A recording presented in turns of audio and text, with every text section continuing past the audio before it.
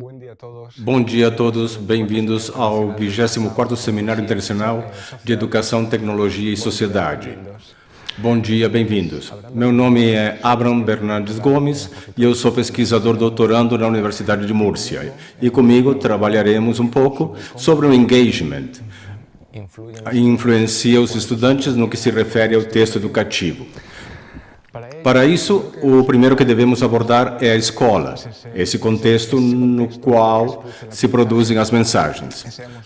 Sabemos todos que esse espaço geralmente é um espaço amável, esse espaço no qual se desenvolve as mensagens, esse espaço no qual o aluno cresce, porém, isso pode se constituir numa situação de risco.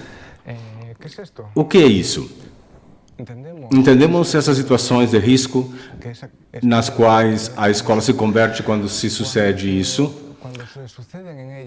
Dentro dela, alguns acontecimentos, estruturas, relações, dinâmicas que podem afetar a forma negativa aos alunos, que podem conduzir a efeitos indesejáveis para determinados sujeitos expostos a eles.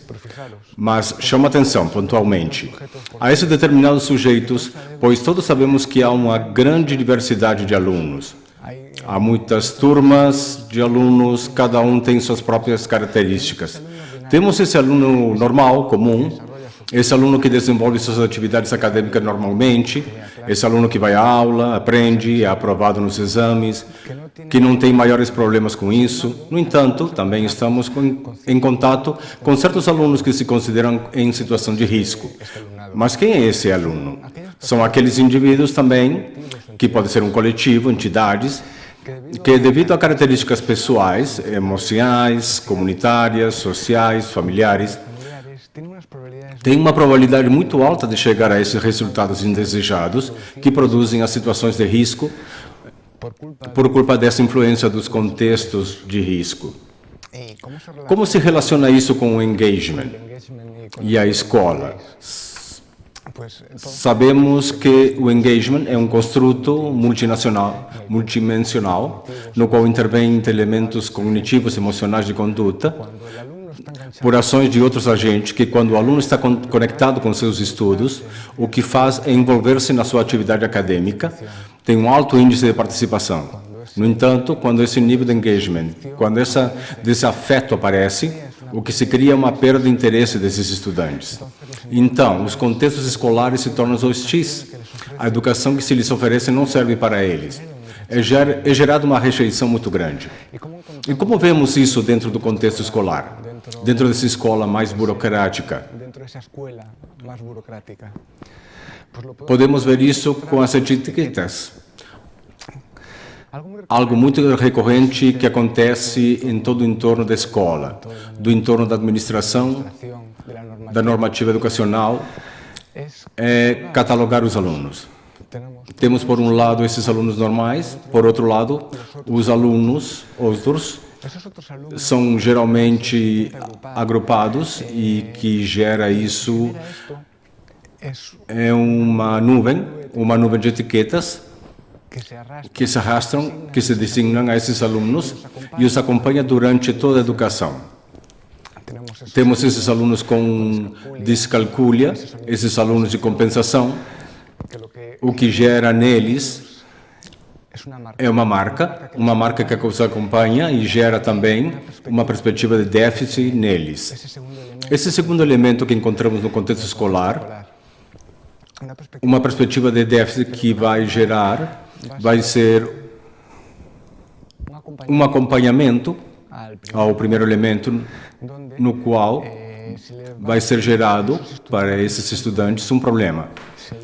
Vai ser considerado que esses estudantes não são aptos para o sistema educativo comum e se lhes outorga uma culpa direta pela situação na qual se inserem. Como se pode deduzir, isso faz com que os estudantes não estejam motivados à hora de enfrentar seus estudos, que faça com que eles se engajem. Tudo isso aponta por uma clara falta de inclusão por parte do sistema comum, por isso gera uma segregação que não é explícita, mas que acaba gerando uma agrupação de alunos que os categoriza diretamente. Por isso encontramos esse termo de necessidades especiais, e que o que faz é agrupar esses alunos e geralmente os separa dos outros alunos. Então, podemos encontrar dentro deste amplo balão múltiplos termos que fazem referência a um leque dentro da questão da diversidade.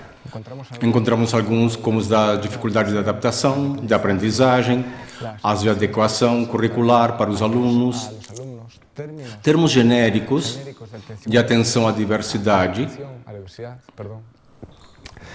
que o que fazem é manter umas crenças que prejudicam o aluno, que mantém essa tendência a classificá-los. E o que há implícito nisso? Quando classificamos um aluno, o que se faz é despersonalizá-lo, e entendemos que um aluno tem uma dificuldade de adaptação. Só para dar um exemplo, o incluímos dentro de um grupo, então a medida já não vai ser pessoal para ele. E aí que surge uma bateria de medidas emergentes, surge um número muito grande delas, que o que vão fazer é desenvolver uma infinidade de medidas, programas, com a intenção de aportar uma solução. Com isso, vemos que é parte do progresso gradual de reconhecer esses alunos, a essa população estudantil, na busca de respostas. Contudo, essa lista de medidas, como já disse antes, vai fazer com que classifiquemos e dividamos os alunos, tirá-los fora de aula, determinar que professores se encarreguem, pois muitas vezes os professores não estão preparados para atender essa diversidade, ou eles têm medo de fazê-lo. O que se pretende com estas medidas é definir como serão os grupos, como será desenvolvida a grade curricular desses alunos e os períodos temporais destes. Porém, mesmo que tenha uma duração temporária, essas medidas e essas marcas que têm os alunos não param de ser desenvolvidas. O risco desse tipo de ações é que geralmente se assumem estruturalmente e, no entanto, não há um envolvimento dos objetivos propostos. E isto nos leva a fazer mais do mesmo. São distintas medidas que vão sendo adotadas ao longo dos anos, durante décadas, e segue assumindo essa fragilidade dos estudantes na hora de enfrentarem um sistema educacional que não está planejado para eles, está planejado para expulsá-los, segregá-los, quando não cumprem as expectativas destes. Pelo que vemos nas políticas educacionais que confiam naquilo que está planejado, nessas medidas, nesse plano que tem para atender aos alunos da atenção à diversidade, gera uma solução, mas que a maioria das vezes não se faz. O que é regulado normativamente não está em consonância com as necessidades e demandas que os alunos têm. Por isso, podemos dizer também que essa etiquetagem dos alunos gera um prejuízo muito grande neles, porque influem de forma significativa no desenvolvimento pessoal e nas suas expectativas de futuro. E não há uma visão desse alunado adaptada ao fato educacional. Muito obrigado. Nos vemos na próxima apresentação.